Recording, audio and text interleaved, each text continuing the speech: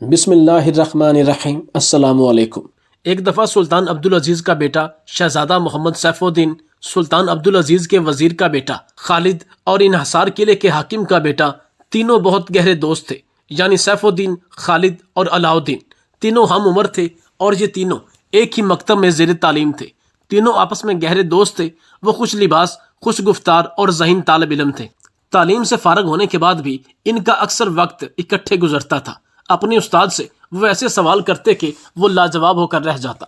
ایک روز تینوں دوست ایک کمرے میں بیٹھے خوش گپیاں لگا رہے تھے۔ اچانک ہوا کا جھونکا اندر داخل ہوا اور دیے بجھ گئے۔ جب دیے جلائے گئے تو درمیان میں پڑی سلطان عبدالعزیز کی انگوٹھی غائب تھی۔ تمام کمرے کی تلاشی لی گئی، ایک ایک چیز کو الٹ پلٹ کر کے دیکھا گیا، مگر گم شدہ انگوٹھی نہ ملی۔ ظاہر تھا کہ وہ انگوٹھی ان تینوں میں سے کسی ایک کے پاس تھی، مگر ہر ایک نے لا علمی کا اظہار کیا۔ البتہ ایک دوسرے کے احترام کو ملحوظ خاطر رکھتے ہوئے ایک دوسرے کی جامعہ تلاشی نہ لی۔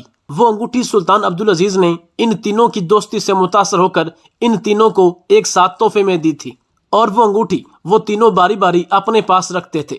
تینوں دوستوں نے فیصلہ کیا کہ قلعے کے حاکم سے اس بات کا کھوج لگوایا جائے، کیونکہ قلعے کا حاکم ذہین اور عقل مند انسان تھا، اور وہ بغیر کسی ثبوت کے بڑی بڑی چیزیں تلاش کر لیتا تھا۔ چنانچہ وہ حاکم کے پاس پہنچ گئے اور حاکم سے کہنے لگے، ہم تینوں کمرے میں خوش گپیاں لگا رہے تھے کہ ہماری قیمتی انگوٹھی جو سلطان محترم نے ہمیں تحفے میں دی تھی گم ہو گئی۔ ان میں سے ایک نے حاکم کو بتایا۔ تمام کمرہ تلاش کیا لیکن انگوٹھی نہیں ملی۔ ظاہر ہے کہ ہم تینوں میں سے کسی ایک کے پاس انگوٹھی ہے۔ آپ بتائیں کہ انگوٹھی کس کے پاس ہے، اور یہ بھی احتیاط کریں کہ جس کے پاس انگوٹھی ہو اس کا نام نہ لیا جائے، خصوصاً ہم تینوں کے سامنے وہ اپنی توہین محسوس کرے گا۔ حاکم نے سارا ماجرا سنا تو انتہائی مؤدبانہ طور پر مشورہ دیا کہ بہتر یہ ہے کہ جس کے پاس انگوٹھی ہے وہ خود ہی دے دے۔ وہ تینوں یک زبان ہو کر بولے، نہیں، اس کا فیصلہ تو آپ ہی کو کرنا ہوگا۔ حاکم نے جان لیا یہ ٹیڑھا مسئلہ ہے، آسانی سے حل نہیں ہوگا۔ چنانچہ سخت مصروفیت کا بہانہ بنا کر اس نے الجھن کو سلجھانے سے معذوری کر دی اور مشورہ دیا کہ وہ تینوں وزیر نجم الدین سے فیصلہ کروانے ان کے پاس جائیں۔ یہ سن کر وہ تینوں دوست وزیر کے پاس پہنچے اور انہوں نے اپنا مقدمہ پیش کیا تو وزیر سمجھ گیا کہ یہ تینوں لڑکے کوئی نئی آفت برپا کریں گے، اس لیے اس نے اپنی شکست کا اعتراف کرتے ہوئے انہیں مشورہ دیا کہ اس کا حل سلطان محترم کر سکتے ہیں۔ وہ تینوں شاہی محل چلے گئے اور سلطان کے حضور پیش ہو کر اپنا مدعا بیان کیا۔ بھائی، یہ کون سی مشکل بات ہے؟ سلطان نے بات سن کر کہا، تم میں سے جس کے پاس انگوٹھی ہے وہ خود ہی پیش کر دے، میرے پاس ابھی وقت نہیں۔ تینوں دوستوں کے اصرار پر بادشاہ نے قاضی عالم شاہ کو حکم دیا کہ وہ اس مسئلے کا حل کرے۔ چنانچہ قاضی شہر نے تینوں دوستوں کو اگلے روز اپنے گھر دعوت پر بلایا۔ اگلے دن تینوں قاضی صاحب کے گھر پہنچ گئے۔ کھانا دسترخوان پر لگایا گیا۔ وہ تینوں قاضی کے ہمراہ کھانا کھانے میں مصروف ہو گئے۔ سلطان کے بیٹے شہزادہ سیف الدین نے چاول کا ایک لقمہ منہ میں ڈالا تو فوراً تھوک دیا اور کہنے لگا، اس میں سے انسانی گوشت کی بو آ رہی ہے۔ وزیر کے بیٹے خالد نے گوشت کا ایک نوالا لیا تو فوراً اگل دیا اور کہا، یہ کتے کا گوشت ہے۔ پھر قلعے کے حاکم کے بیٹے علاء الدین نے روٹی کا لقمہ منہ میں ڈالا تو بولا، جس نے یہ روٹی تیار کی وہ اپنے والدین کی ناجائز اولاد ہے۔ قاضی صاحب ایسے سنسنی خیز انکشاف سن کر پریشان ہو گیا اور نادم بھی ہوا۔ اسی پریشانی کے عالم میں قاضی نے آنے کا مقصد پوچھا تو انہوں نے تفصیل سے اپنی مشکل بیان کر دی۔ قاضی بھانپ گیا کہ یہ معاملہ ٹیڑھا ہے اور اس کی تصدیق کے لیے بڑی سوچ و بچار اور ذہانت کی ضرورت ہوگی۔ قاضی سمجھدار تھا، اس نے کہا، آپ نے کھانے کے بارے میں جو حیرت انگیز انکشاف کیا ہے ان کی تفتیش کر کے پھر آپ کے مسئلے کا حل پیش کروں گا۔ اس کے لیے مجھے 3 دن کی مہلت درکار ہوگی۔ آپ آج سے چوتھے روز تشریف لے آئیں، حل پیش کر دیا جائے گا۔ تینوں دوست اجازت لے کر وہاں سے چلے گئے۔ قاضی ان کے جانے کے بعد خاصا پریشان تھا۔ اس نے ان 2 دکانداروں کو بلوایا جن سے چاول خریدے تھے۔ قاضی نے پوچھا، اس نے یہ چاول کہاں سے منگوائے تھے؟ دکاندار نے کاشتکار کا نام بتایا۔ قاضی نے کاشتکار کو طلب کیا اور ان سے پوچھا، یہ چاول اس نے کہاں سے لیے تھے؟ کاشتکار نے بتایا، حضور، چاول کی بوریاں لاتے ہوئے راستے میں میرے نوکر پر ڈاکوؤں نے حملہ کیا اور اس کے سینے میں خنجر لگا۔ سینے میں خنجر لگنے کی وجہ سے اس کے سارے جسم کا خون چاول کی بوریوں میں گرنے لگا اور وہ چاول پوری طرح خون میں ڈوب چکے تھے، لیکن میں نے ان ڈاکوؤں سے جان چھڑا کر ان چاولوں کو اچھی طرح دھو کر اس دکاندار کے حوالے کر دیے تھے۔ قاضی سمجھ گیا کہ سلطان عبدالعزیز کا بیٹا سچا تھا اور اسے انسانی گوشت کی بو کیوں محسوس ہوئی تھی۔ اس کے بعد قاضی نے قصاب کو بلوایا جس سے گوشت خریدا تھا۔ قاضی نے اس سے دریافت کیا کہ وہ گوشت جو اس نے دیا تھا وہ کس چیز کا تھا۔ قصاب نے جواب دیا کہ بکرے کا۔ قاضی نے پوچھا بکرا تم نے کہاں سے لیا تھا؟ تو اس نے بے وپاری کا نام بتایا۔ قاضی نے بے وپاری کو طلب کیا اور اس سے پوچھا یہ بکرا تم نے کہاں سے حاصل کیا تھا؟ اس نے جواب دیا بکری کا بچہ میں نے خود پالا تھا۔ قاضی نے پوچھا یقین سے کیسے کہہ سکتے ہو کہ یہ بکری کا بچہ ہی تھا؟ اگر میں یہ کہوں کہ کتے کا بچہ تھا تو تم کیا کہو گے؟ بے وپاری نے جواب دیا حضور والا یہ بچہ میری اپنی بکری کا تھا، بچپن میں اس کی ماں مر گئی تھی اور یہ کتیا کا دودھ پی کر پلا تھا۔ قاضی نے اسے واپس بھیج دیا۔ وزیر کے بیٹے کی بات کی تصدیق ہو گئی تھی۔ قاضی نے اس کے ماں باپ کا پتہ پوچھا، اس کی ماں زندہ تھی۔ اس کو بلا کر اس بات کی صداقت بھی معلوم کر لی کہ وہ اپنی ماں کی ناجائز اولاد تھا، اور اسی طرح حاکم کے بیٹے علاء الدین کی بات بھی بالکل سچ نکلی۔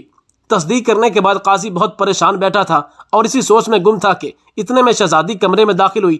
اپنے باپ کو سوچو بچار میں غرق پایا تو کہنے لگی ابا جان کیا ہوا؟ آپ بہت بے چین دکھائی دیتے ہیں۔ قاضی نے سارا ماجرا بیان کر دیا۔ شہزادی نے کہا ابا جان گھبرانے کی کوئی ضرورت نہیں، میں اسے حل کر دوں گی، آپ انہیں آنے دیں۔ قاضی نے کہا بیٹی تم نہیں جانتی تینوں لڑکے بڑے چالاک، ہوشیار اور ضدی ہیں، ان کی تسلی کوئی نہیں کر سکتا۔ میں ڈرتا ہوں کہ ان کی وجہ سے کہیں عہدے سے ہی جواب نہ مل جائے۔ شہزادی بولی آپ فکر نہ کریں، میں ان نوجوانوں کو اچھی طرح جانتی ہوں، میں انہیں لاجواب کر دوں گی۔ قاضی نے کہا بیٹی ایسا ہرگز مت کرنا، تمام معززین اور درباری ان تینوں سے پناہ مانگتے ہیں، ہمارے لیے کوئی مصیبت نہ کھڑی کر دیں۔ بہتر یہی ہے کہ ان کے معاملے میں تم نہ دخل دو، میں خود کوئی ترکیب سوچ کر ان سے خلاصی کر لوں گا۔ شہزادی نے کہا میں لڑکے کا روپ دھار کر ان کی تصحیح کروں گی، میں اس معاملے کی اہمیت سے اچھی طرح واقف ہوں۔ چوتھے روز تینوں دوست قاضی کے گھر پہنچ گئے۔ قاضی نے انہیں آراستہ کمرے میں احترام سے بٹھایا اور کہا تمہارے سوال کا جواب میرا نوجوان بیٹا دے گا۔ اتنے میں قاضی کی بیٹی عربی نوجوان کے روپ میں داخل ہوئی۔ قاضی نے اس کا تعارف مہمانوں سے کرایا کہ یہ میرا بیٹا شمس الدین ہے، حال ہی میں اپنی تعلیم مکمل کر کے آیا ہے۔ تینوں دوست اس حسین خوبرو لڑکی کو دیکھنے لگے۔ شہزادہ سیف الدین نے کہا یہ لڑکے کے روپ میں انتہائی ذہین اور سمجھدار لڑکی ہے۔ خالد نے کہا یہ بے حد حسین اور بے شمار خوبیوں کی حامل ہے۔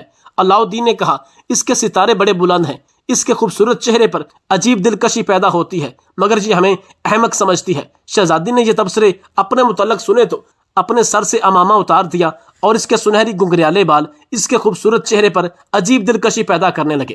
پھر اس نے اپنا نقاب اتارا تو نیچے پہنا ہوا قیمتی لباس اس کی رعنائی میں مزید اضافہ کرنے لگا۔ تینوں دوستوں نے جب اس حسینہ کو دیکھا تو اس وقت یہ یونانی شہزادی معلوم ہوتی تھی۔ آپ نے درست فرمایا میں لڑکی ہوں، شہزادی بولی۔ اس نے کہا اور ہو سکتا ہے کہ آپ کی دوسری باتیں بھی درست ہوں، میں بہرحال آپ کی مشکل کا حل تلاش کرنے کی کوشش کروں گی۔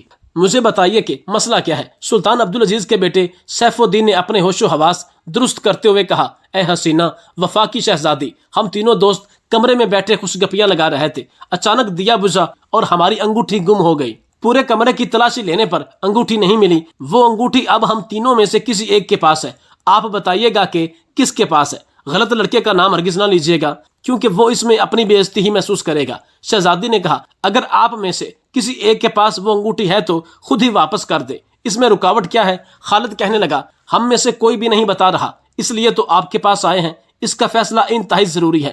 شہزادی نے کہا درست ہے، اس کا فیصلہ میں کیے دیتی ہوں کہ سلطان عبدالعزیز کی قیمتی انگوٹھی کس کے پاس ہے، لیکن اس سے پہلے میں آپ کے سوال کے جواب میں آپ کو ایک واقعہ سنانا چاہتی ہوں، آپ اسے سن لیں، یہ بالکل سچی داستان ہے۔ آج سے 25 سال پہلے کا ذکر ہے کہ مصر کے شہر سکندریہ میں دو دوست رہتے تھے، ایک شیخ محترم کا صاحبزادہ دلاور اور دوسرا اسکندریہ شہر کے معروف مشہور قبیلے کیزل کے سردار گوکسن کا بیٹا احمد تھا۔ دونوں میں بچپن سے بہت ہی پیار تھا، ایک ساتھ اکٹھے پلے بڑے، کھیلے اور ایک ساتھ جوانی کی منزل میں داخل ہوئے۔ دونوں دوست جب تک ایک دوسرے کو نہ دیکھ لیتے چین نہ آتا تھا۔ دونوں شریف، بہادر اور ہوشیار تھے، یک جان دو قلب تھے۔ دلاور کو بھی باپ کی طرح اپنے ہاتھوں سے مٹی کے برتن بنانے میں کمال حاصل تھا اور فارغ اوقات میں اپنے باپ کا ہاتھ بٹاتا تھا۔ ان دنوں ہر سال شوال کے مہینے میں دریا کے کنارے سرسبز و شاداب وادی میں عظیم الشان میلہ لگتا تھا، جس میں یونان، مصر، شام، ایران اور ترکستان کے سوداگر، طبیب، سنیاسی، نجومی، بازیگر، شعبدہ باز، بردہ فروش، حسین و جمیل رقاصائیں، ٹھگ اور ہر قسم اور ہر قماش کے لوگ آتے تھے۔ نامور قبیلوں کے سرداروں سے لے کر ادنا غلاموں تک ہر عمر اور ہر قسم کے لوگ میلہ دیکھتے۔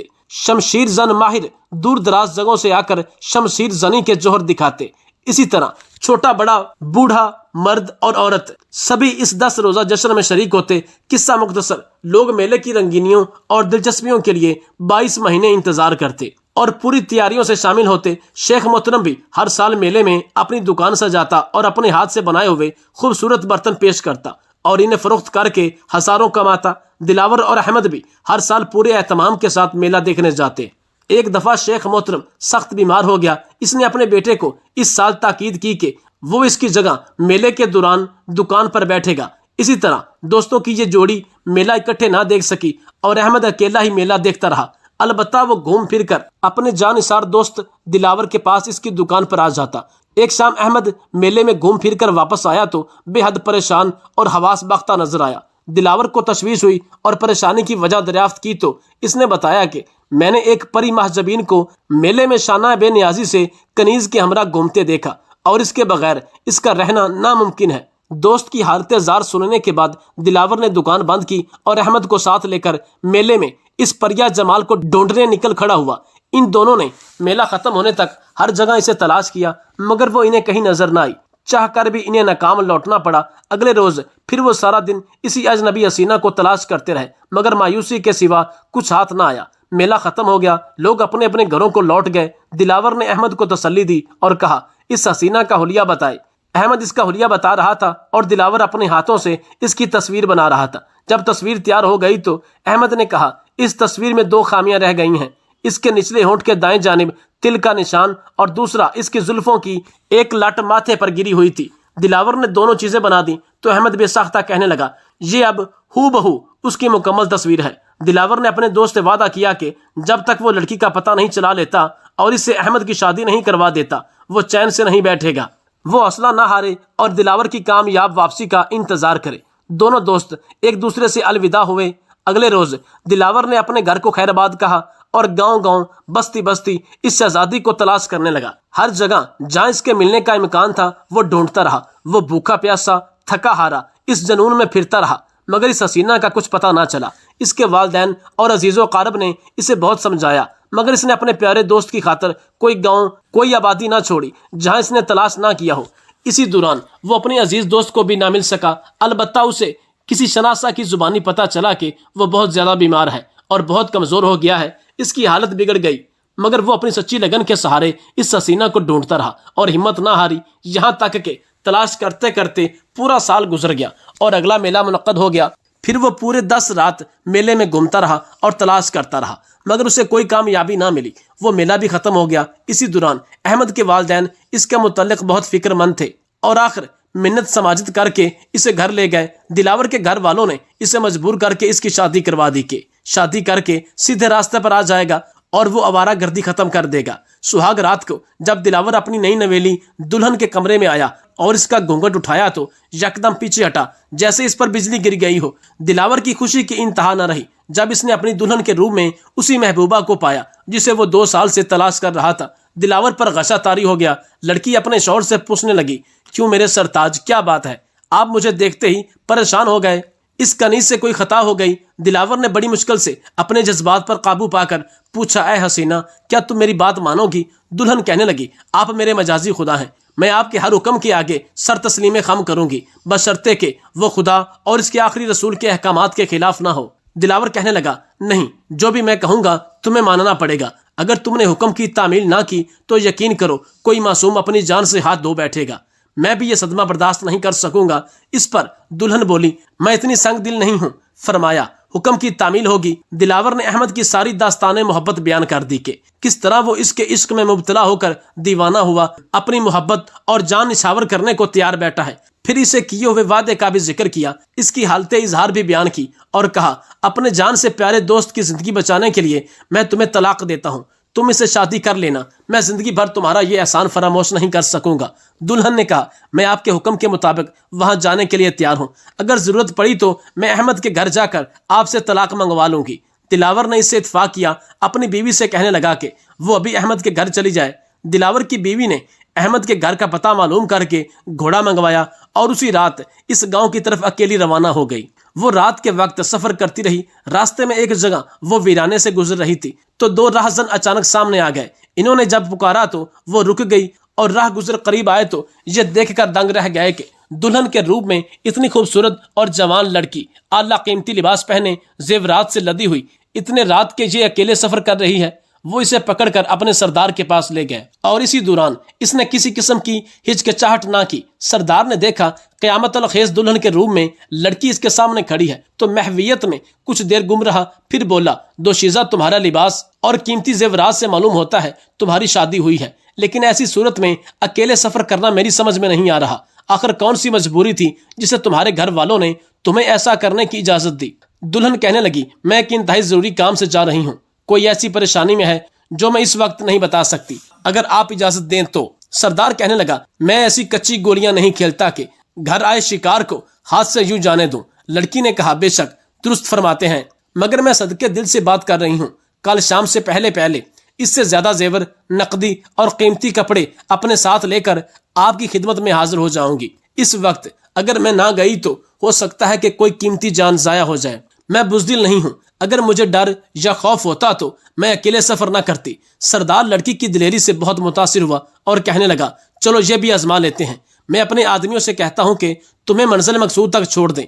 دلہن نے کہا، نہیں ایسا نہیں ہوگا، میں اکیلے سفر کروں گی اور آپ سے کیا ہوا اپنا وعدہ ضرور پورا کروں گی۔ دلہن وہاں سے چل کر سیدھا احمد کے گھر پہنچی اور احمد سے ملنے اس کے کمرے میں گئی۔ احمد نے جب اس دلربا شہزادی کو اچانک آنکھوں کے سامنے دیکھا تو بہت حیران ہوا۔ اس کی لازوال محبت کی حسینہ اس کے سامنے کھڑی تھی، اس کے سپنوں کی حسین تعبیر اس کے روبرو تھی۔ وہ خاموش نگاہوں سے اپنی محبوبہ کا رخ زیب دیکھ رہا تھا۔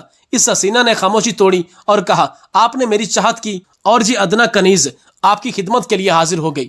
احمد نے جب یہ طلسمی ترنم آواز میں اس حسینہ کے منہ سے سنے تو بڑے مؤدبانہ لہجے میں کہنے لگا، اے پرستان کی شہزادی، تم کون ہو اور کہاں سے آئی ہو؟ تمہارا لباس اور چہرہ بتا رہا ہے تم نئی نویلی دلہن ہو، مجھے بتاؤ یہ قصہ کیا ہے؟ دلہن کہنے لگی، آپ کو اس سے کیا مطلب؟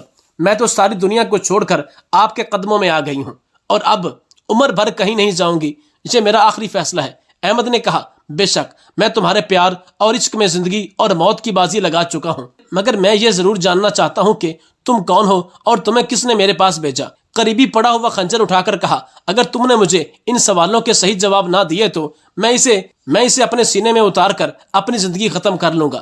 حسینہ نے اصل راز کا انکشاف کر دیا۔ یہ سنتے ہی احمد نے کہا، تم میرے عزیز جان دوست کی بیوی ہو اور میری حقیقی بہن، اس بھائی کے دروازے تمہارے لیے سدا کھلے رہیں گے۔ اور بڑی تکریم اور احترام سے بہن کو بٹھایا اور اس کی خدمت مدارت کی۔ اگلے روز صبح دلہن نے احمد سے واپس چلنے کی اجازت مانگی تو اس نے کہا، بھائی بہنوں کو عزت آبرو کے ساتھ رخصت کیا کرتے ہیں۔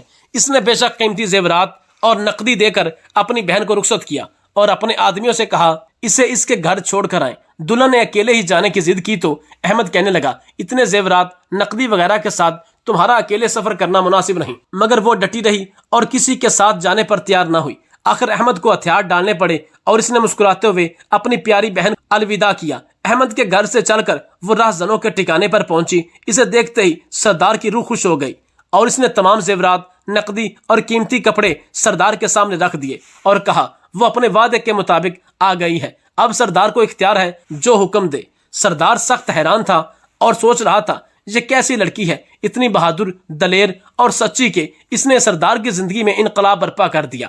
سردار کبھی اسے دیکھتا اور کبھی سامنے پڑی ہوئی پیش قیمتی اشیاء کو۔ وہ اصل مسئلے پر جتنا بھی غور کرتا اتنا ہی خود کو الجھتا ہوا محسوس کرتا۔